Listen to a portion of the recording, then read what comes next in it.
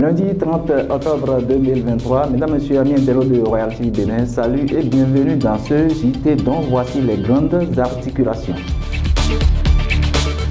L'examen du certificat de qualification métier à Dangbo. Démarrage effectif des épreuves ce lundi. Eya Poninon, Lionel Talon fait œuvre utile à Porto-Novo. Et puis, promotion de l'excellence, l'APT passe à l'acte 2 du jour de l'excellence. Vous suivrez le développement de ce titre dans ce journal. À nouveau, salut. L'examen du certificat de qualification au métier CQM a effectivement démarré ce lundi 30 octobre 2023 sur toute l'étendue du territoire national. Dans la commune de Dangbo, le délégué communal et les acteurs impliqués dans l'organisation de cet examen ont sillonné quelques centres de composition. Suivez le reportage. Ils sont au total 391 candidats devant plancher au certificat de qualification des métiers dans la commune de Dangbo courant cette semaine du 30 octobre au vendredi 3 novembre 2023. Et déjà ce lundi 30 octobre, 13 candidats de la branche bâtiment ont composé pendant 4 heures la pratique suivie de l'oral pour 20 minutes. Pendant ces 4 heures de pratique, ils ont redoublé d'ardeur pour prouver à la face du monde leur efficacité. Aujourd'hui, nous avons eu à faire une installation. Et dans cette installation, on nous a demandé de faire un montage des lampes, de faire le montage des lampes d'une chambre et aussi de l'extérieur. Donc nous avons placé les douilles. Nous avons d'abord commencé par faire ce qu'on appelle le casque. Après le casque, nous avons placé les boîtiers, fixés et les douilles, l'interrupteur et tout s'est bien passé quand même. À la fin de cette première journée du CQM, chefs centre et superviseurs expriment leur satisfaction et se projettent déjà sur la suite. C'est les candidats de bâtiment, de la branche bâtiment, qui ont composé aussi aujourd'hui. Normalement, ils devaient avoir les agroalimentaires, mais on n'en a pas ici. C'est pourquoi on a fait aujourd'hui seulement avec les gens du bâtiment. La suite sera demain. Et ils viennent de terminer. Et la suite sera demain avec textile, habillement, cuir peau et bois, menuiserie de bois. On a démarré ce matin, 30 octobre, avec les métiers de bâtiment, à savoir la maçonnerie, ferraille et électricité bâtiment. Ils viennent de finir les 8 candidats au niveau de la maçonnerie, 4 candidats au niveau de l'électricité et un candidat au niveau un candidat ferrailleur. Donc voilà, ils viennent de terminer l'épreuve qu'on leur a annoncée. La suite du CQM, c'est que demain, nous allons travailler avec les candidats au métier de textile, c'est-à-dire couture et habillement en général. Donc nous allons travailler chez les sœurs comme site. Les résultats de cet examen du certificat de qualification des métiers sont prévus pour le samedi 4 novembre prochain. Plus de 370 élèves extrêmement pauvres à Porto-Novo et à Vrancourt ont retrouvé le sourire grâce à Lionel Talon, promoteur de EYA Center et initiateur du projet EYA School devenu EYA Benokbo. C'est l'EPP Tokota Davo qui a bénéficié de la reconstruction d'un module de 2 salles de classe maternelle. Suivez ce reportage de Modeste Dabois et Grégoire Ngwedi portant sur la cérémonie de remise de l'inauguration qui a lieu le samedi 28 octobre 2023. 380 kits scolaires, 380 bourses pour le paiement des frais de scolarité et inauguration de 2 salles de classe de maternelle à travers son projet EYA Poninon, autrefois connu sous le nom de EYA School. Monsieur Lionel Talon a manifesté son soutien indéfectible aux enfants de Porto-Novo et ceux d'Avrancourt vivant dans des conditions de pauvreté extrême et privés d'éducation. Ici à l'EPP Tokota Davo, l'ambiance du samedi 28 octobre 2023 est simplement extraordinaire.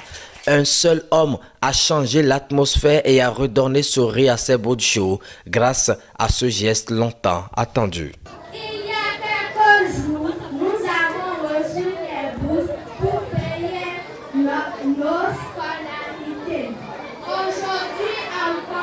Nous sommes au complexe de Tokota, non seulement pour recevoir des guides scolaires, mais également pour inaugurer ce joyau réfectionné pour nos frères et sœurs de la maternelle.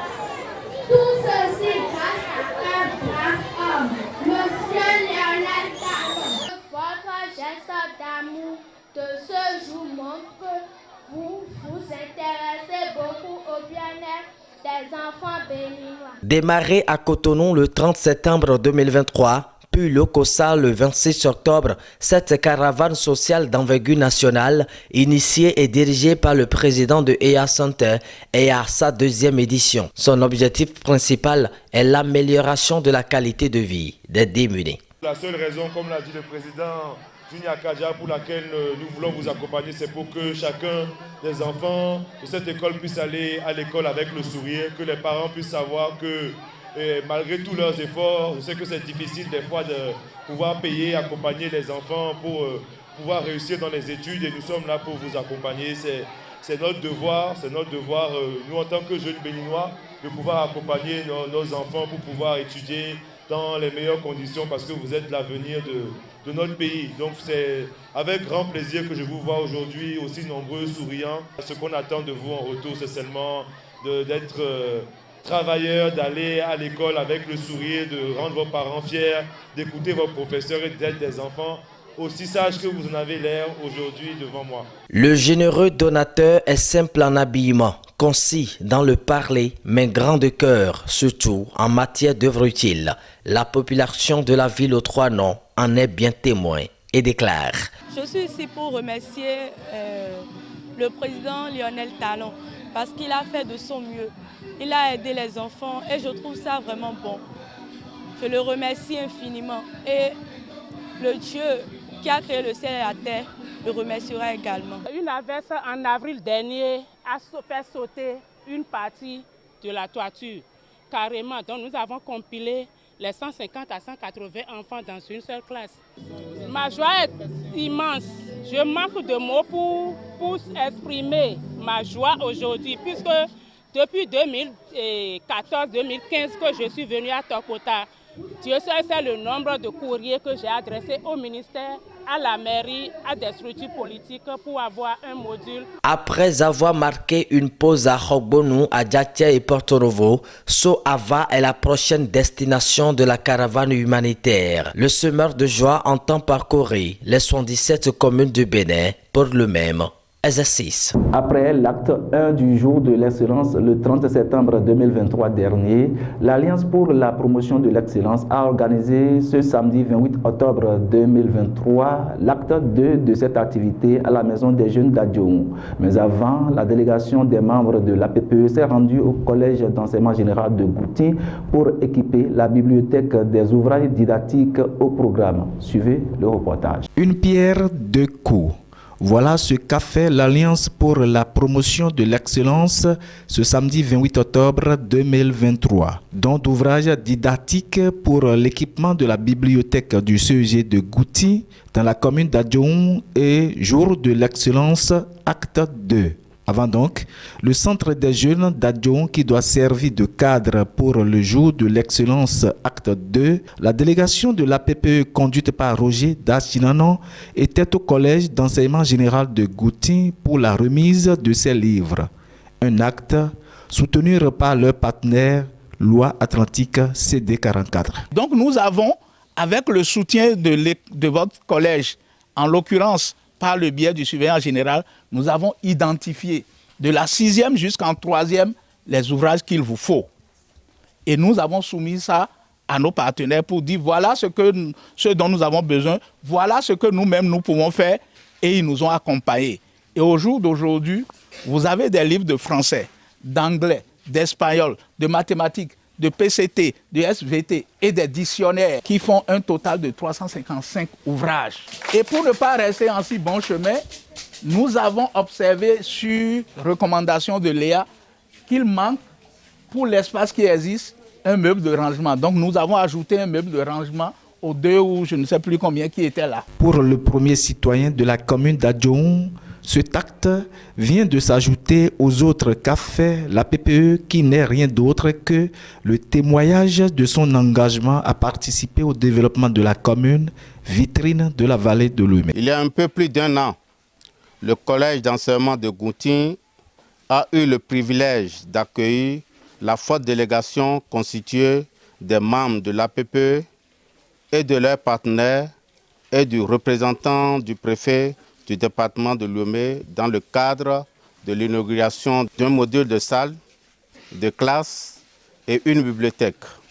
Cette action, qui n'est venue que pour compléter la liste de bien d'autres menées par l'APPE, est le témoignage de son engagement à participer au développement de la commune d'Adjoum. La PPE est pour le CEG de Goutin un partenaire privilégié.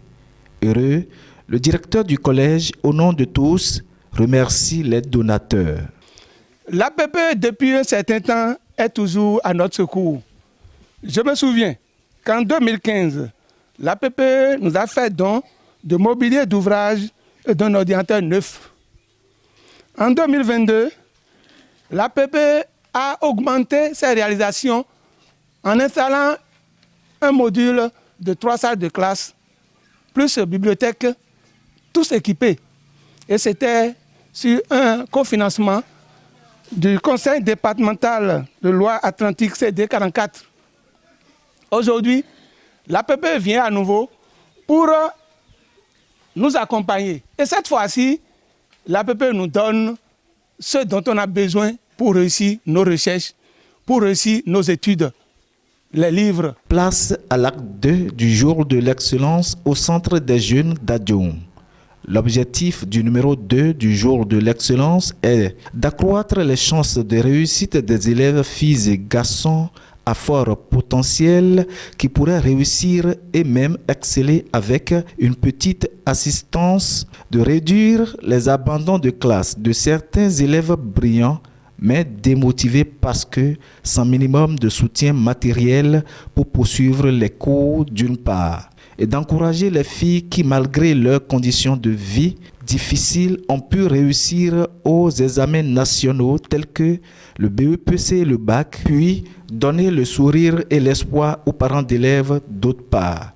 C'est donc une activité particulière. La particularité de ce que nous sommes en train de faire, nous avons fait aujourd'hui, c'est un soutien à des enfants qui sont en situation difficile, quand il s'agit des garçons, et des enfants qui méritent et qui passent en classe d'examen, que nous sommes en train de préparer pour être excellentes demain quand il s'agit des filles. Les membres de l'APPE sont reconnaissants envers leurs partenaires de tous les temps. C'est le lieu d'exprimer toute notre gratitude à notre partenaire privilégié qu'est le CD44, qui a donné un écho favorable à la réalisation de cette activité qui nous réunit ce jour. Nous ne cesserons de le mentionner. La coopération avec le conseil départemental de Loire-Atlantique est suffisamment bénéfique pour les populations d'Adjoum dans plusieurs domaines. Ils saisissent l'occasion pour lancer des appels aux tout nouveaux lauréats. Ce que nous allons dire, c'est de tout faire pour continuer à mériter la confiance de APPE. C'est de tout faire pour nous remplacer demain. Nous ne sommes pas des éternels. Et ce grain que nous sommes en train de semer doit pouvoir pousser pour que l'on parle de l'excellence dans la commune tout le temps. Heureux sont les lauréats qui promettent exceller davantage pour la satisfaction de leurs généreux donateurs. Je suis très contente d'être parmi les lauréats. Je promets à la PPE que je vais redoubler plus d'efforts pour leur amener un sourire. Adjoum, la commune vitrine de la vallée de Louimé, est aux couleurs du jour de l'excellence les 30 septembre et 28 octobre 2023. Au cours de l'acte 2, faut-il le rappeler, certains chefs d'établissement sont aussi encouragés. Parmi les lauréats, il y en a qui ont reçu des moyens financiers pour leur scolarité et pour d'autres fins utiles. La tournée statutaire entre dans le cadre de l'exercice de l'autorité de tutelle du préfet en respect des dispositions des articles 272, 273 et 281 de la loi numéro 2001-14 du 20 décembre 2001 portant le code de l'administration territoriale en République du Bénin. Ainsi donc, la préfète du département de l'Ouémé était à la mairie d'Adjoum ce jeudi 26 octobre 2023 dans le cadre de sa tournée statutaire. Suivez le point avec Modeste Dabois et Jacques Tivor. C'est en se référant aux dispositions de l'article 281 de la loi 2021-14 du 20 décembre 2021 portant code de l'administration territoriale en République du Bénin que Dr Maria Potrosso, préfet de l'Ouémé, a entamé depuis lundi 23 octobre 2023 une tournée statutaire dans toutes les communes de son territoire de compétence. Le jeudi 26 octobre, c'est la commune d'Adjoum qui a accueilli l'autorité départementale à l'hôtel de ville pour le même exercice. Ici, plusieurs sujets sont au cœur des débats. Il s'agit entre autres de la pêche illégale, des carrières illégales, les problèmes de lotissement, les problèmes liés aux limites territoriales, les problèmes d'entrepôt d'essence, la campagne de vaccination contre la rage, les problèmes liés au processus de désignation des relais communautaires, etc. La liste n'est pas limitative. Je vous ai vu très mobilisés et nous sommes très heureuses. Selon les rapports, la mairie d'Adjoum tient régulièrement ses sessions. En 2022, sur une prévision de 206 426, une réalisation de 145 997 170 a été faite. Du 1er janvier au 30 septembre 2023, une réalisation de 149 231 549 a été faite sous une prévision de 173 945 887, soit un taux de 85,79%. On constate déjà une nette amélioration au cours de l'année, mais les anicroches auxquelles la vitrine de la vallée fait face sont énormes. Dans le cadre de la mobilisation des ressources propres, nous pouvons citer la suppression de la légalisation des actes d'état civil, qui n'est plus un secret pour tout un chacun. Et ceci a contribué à la chute de nos recettes. La lenteur dans le processus des opérations de lotissement et de recasement. La réticence des populations à payer les frais de lotissement et de recasement. La suppression de l'affirmation des procès-verbaux de présomption de propriété au niveau des communes depuis le 14 août 2023. Le retard du recensement fiscal. Le manque de moyens roulants pour la mobilisation des ressources. Pour pallier à ces difficultés, plusieurs actions ont été menées. Il s'agit de la projection de l'organisation d'un recensement fiscal exhaustif. Pour le maire de la commune, il est hors de question de ne pas saluer le pragmatisme et les nombreuses réalisations du chef de l'État au profit de la commune qu'il dirige. Je voudrais adresser mes sincères remerciements au chef de l'État pour la mise en œuvre de son ambitieux programme d'action du gouvernement dont les acquis sont source d'espoir pour la commune. À titre d'illustration, les projets d'envergure tels que l'aménagement de la vallée, l'annonce de la reprise de la route nationale numéro 4, celle de la construction de l'hôpital de zone, dont la réalisation permettrait véritablement de soulager les peines des populations, sans oublier la levée de la mesure de suspension des opérations de lotissement pour permettre l'urbanisation de notre commune. Directeurs départementaux et autres responsables ont répondu aux différentes préoccupations de la population selon leur domaine de compétences. Cap sur l'année prochaine pour cette tradition qui donne plus d'élan aux communes. Le mois d'octobre de chaque année est consacré à un moment de sensibilisation, d'activité physique, de dépistage et d'engagement de lutte contre le cancer. À la quête d'informations relatives à ce mal, Dorcas Orisha et Sergio Acorteillon sont allés à la rencontre d'un spécialiste du secteur de la santé. En octobre, on organise une journée pour détecter le cancer. Octobre est un mois dédié à la sensibilisation puis à la lutte contre le cancer de sein et celui du col de l'utérus. Un mois encore appelé le mois rose. Ce n'est plus un secret de Polichinelle. Le cancer de sein demeure un enjeu majeur de santé pour les femmes. À la quête de la source de ce fléau, un spécialiste du secteur de la santé clarifie. Le cancer du sein, c'est une tumeur au niveau du sein. Et soit on constate une boule au niveau du sein, soit c'est l'aspect du sein qui change, c'est un aspect de peau d'orange, soit c'est une tuméfaction du sein.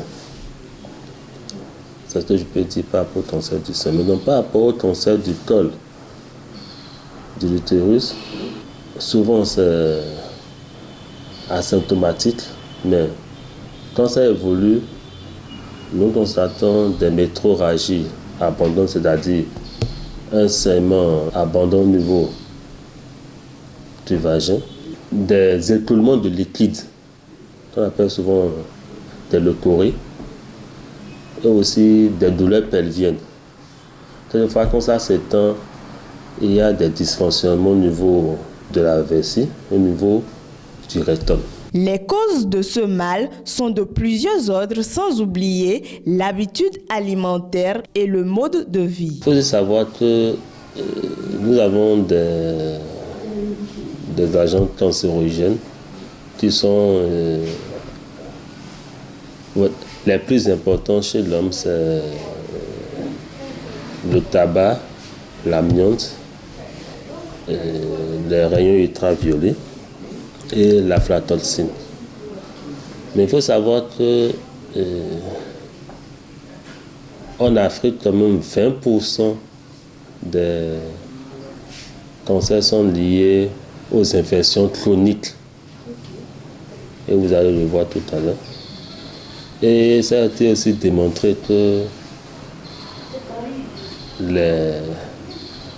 les comportements de vie, comme l'alimentation, l'activité physique et la consommation d'alcool, influencent aussi sur le développement des cancers. Le cancer peut être évité ou guéri lorsqu'il est très vite détecté et pris en charge. Il ne faudrait pas qu'on